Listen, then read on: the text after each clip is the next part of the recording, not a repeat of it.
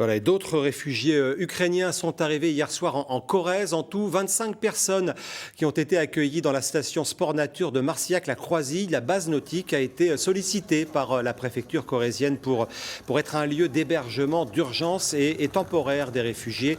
On écoute son directeur. On va les laisser se reposer, il est 23h, ils vont manger tranquillement, après ils vont intégrer les chambres, se reposer. Demain, il y aura les choses plutôt d'ordre administratif qui vont être faites.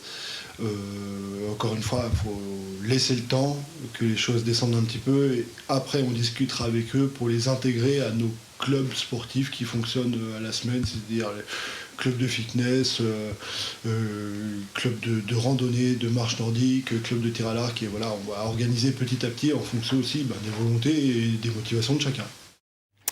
Bonjour Darina. Bonjour. Vous avez 22 ans, vous êtes ukrainienne, arrivée depuis mardi dernier en France. Vous êtes accueillie dans une famille creusoise à la Souterraine. Vous êtes étudiante en journalisme.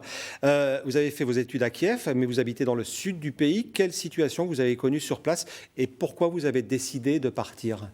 Oui, maintenant, ma famille est restée à Pervomaïsk. Pervomaïsk, c'est la région de Mykolaiv. Et maintenant, Mykolaiv est énormément bombardé par les soldats russes. Donc, la situation est vraiment difficile. Moi, je suis très inquiétée pour votre famille. Vous avez des nouvelles de votre famille régulièrement ? Oui, parce qu'on a une connexion, bien sûr, on l'appelle l'un l'autre, mais malheureusement, la connexion est mauvaise parce que les soldats russes ont détruit beaucoup de stations. Bien sûr. Vous avez connu les bombes, vous avez vu les bombes ou pas ou seulement les sirènes lorsque vous étiez à Kiev ? Oui.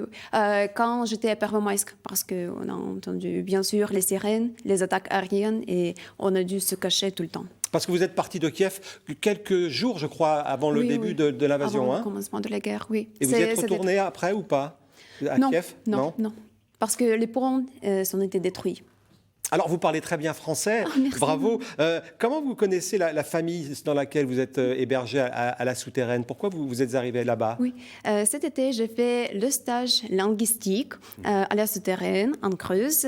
J'ai travaillé à Microfolie, c'est le musée numérique à la Souterraine. Donc, c'est Irène et Jean-Luc Guillerot qui m'ont accueilli cet été. Et donc, il y a une semaine avant la guerre, que Irène et Jean-Luc m'ont appelé pour dire que Darina, peut-être c'est mieux pour toi de quitter le pays. Et moi, j'ai dit que non, c'est pas la guerre, comme ça.